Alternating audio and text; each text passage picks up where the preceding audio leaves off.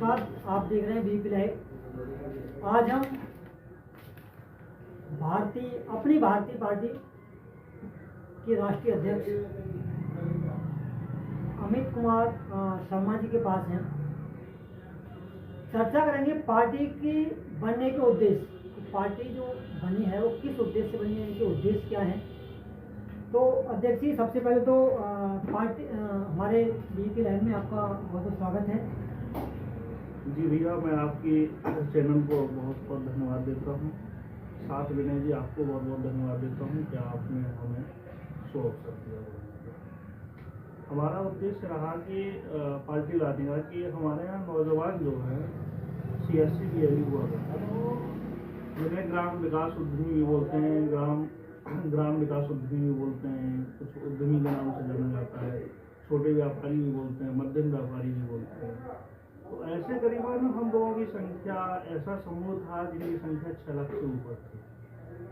मैंने विदित पूरे भारत में जगह जगह जाके देखा, जैसे नागपुर है, उड़ीसा में बेंगलोर है, उत्तर प्रदेश में लखनऊ, बलिया, बाना, बहराइच, बस्ती, गोरखपुर, जालौन, उरई, राठ, महोबा, कई एक शहरों में जाके देखा। अलीगढ़ में मेरठ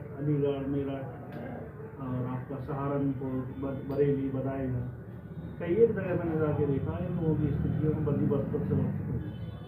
वो भी सरकार के कारण हुई, क्योंकि सरकार व्यवस्था खराब करती गई। पहले इन लोगों को 2004 में लोकवाणी केंद्र दिया गया। लोकवाणी केंद्र से ये लोगों ने काम चालू किया। अच्छा खासा सरकार ने उस समय पैसा लिया था, किसी से 40,000, किसी से 50,000, किसी से 1 लाख रुपए तक लिया। और उसके बाद में लोकवाणी केंद्र चालू किया। सन 2010 में जन सुविधा केंद्र सरकार ले आई, CSC ले आई, दोनों चीज़ें चलने लगी। सन 2020 के आसपास आके सरकार एक पंचायत सहायक की नीति लाई।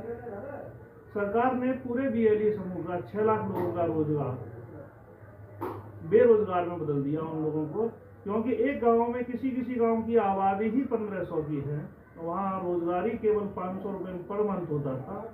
लेकिन उस गांव में अब 4 लोग उसी काम को कर रहे हैं, जैसे राशन डीलर, पंचायत सहायक, BLE और अतिरिक्त प्राइवेट कंपनियां। तो इसलिए उन लोगों का रोजगार व्यवस्थित हुआ। तो हमने फिर ऐसा कुछ सोचा कि इन लोगों के लिए कुछ सोचना चाहिए। हम लोगों का समूह बड़ा है ही, हम सब लोग राजनीति में आने के लिए पूर्णतः तैयार हुए। हमारे संरक्षक श्री दिनेश त्यागी जी, जो CSC के पूर्व MD हुआ करते थे, उनसे हमने राय ली। उन्होंने कहा कोई बुराई की बात नहीं है, अपने हित में दुनिया को लड़ना चाहिए, क्योंकि आज की डेट में तो लोग परिवार के लिए, हम तो 6 लाख लोगों के लिए। अब इसमें आगे हमारा क्या उद्देश्य है? केवल CSC भी रहेगा या राजनीतिक क्षेत्र भी रहेगा? अब आने वाले समय में हमारा उद्देश्य है कि हम BLE के साथ टोटल सभी लोगों को जोड़ेंगे, सभी लोगों को जोड़ते हुए पार्टी को बनाते चले जाएंगे। जैसा कि मैं देख पा रहा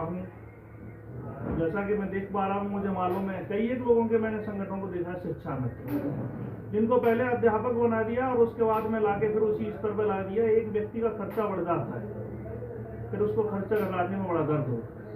शिक्षा मित्र जैसे आप बात आई, शिक्षा मित्र तो काफी दिनों से लड़ रहे हैं, बीच में परमानेंट भी किए सपा सरकार ने, फिर उनको वापस नहीं कर दिया।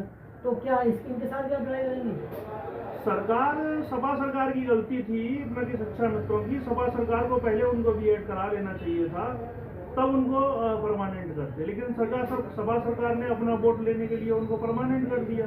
इधर इन्होंने आके हटा दिया। अब इन्होंने आके BJP वालों ने उनको हटा दिया। अब स्थिति ये है कि जैसे भी हटे, वो कोर्ट से हटे या पार्टी से हटे या पार्टी लड़ी नहीं उनके साथ, उनको हटा दिया गया। अब एक व्यक्ति का परिवार 10,000 रुपये से चलता था, अब उसका खर्चा हो गया 35,000 रुपये। 35,000 मिलने लगे तो 35,000 के हिसाब से हो गया।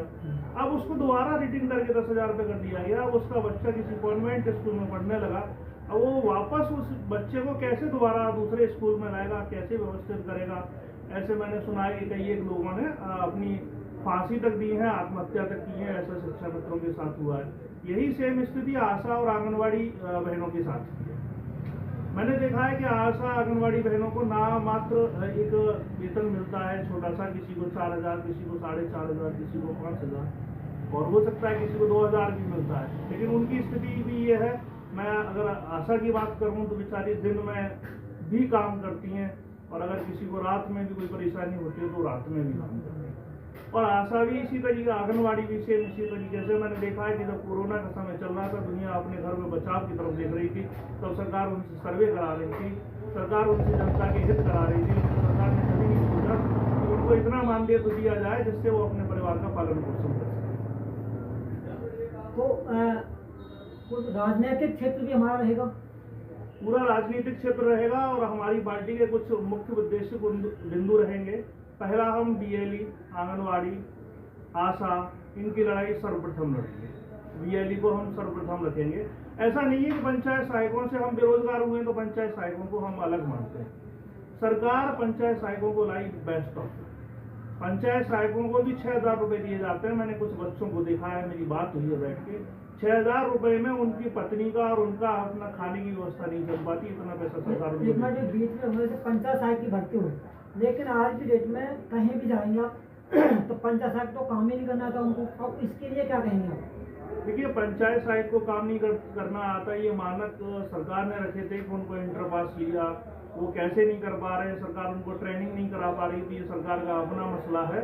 लेकिन ये जरूर कहूँगा कि पंचायत सहायकों ने जब उनकी नियुक्ति हुई है तो सरकार उनको जो काम दिया है उस काम को कराए। लेकिन बीएलई के काम को अगर सरकार करवाएगी तो हम सरकार से लड़ाई लड़ेंगे, क्योंकि बीएलई का दुख हमारा अपना निजी दुख है।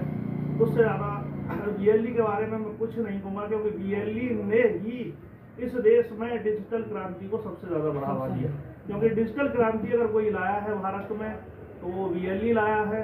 कोई नहीं जानता था डिजिटलीकरण क्या होता है। मोदी जी के अभियान को, डिजिटलीकरण को 6 लाख बीएलईओ ने मिलकर हमने उसको बढ़ावा दिया है। साथियों, इनका जो कहना है, मोदी से भी रिक्वेस्ट ये रहेगी कि जो बीएलई भाई है उनका जो हक है उनको दिया जाए। अब सीएससी अगर हम लेते हैं तो सीएससी में कोई खास सर्विस भी नहीं है, कोई खास ऐसी वो नहीं है कि अपना ठीक से पालन कर सके। तो हमारा जो मेन उद्देश्य है केवल सीएससी बीएलई रहेगा। नहीं भैया, मैंने मेन उद्देश्य के रूप में माना, क्योंकि वो एक परिवार होता है, एक परिवार में जो रीढ़ होती है उसको लोग सर्वप्रथम मानते हैं। उसके बाद में हमारा जो राजनीतिक मकसद है, राजनीति में आने का क्रांति है, वो न तो पीडीए है, न हमारी सीडीए है, न हम इधर उधर जाते हैं। हमारा जीकेएमबी है, गरीब किसान रोजगार मजदूर। हम इन लोगों को सर्वप्रथम प्राथमिकता देंगे। जी।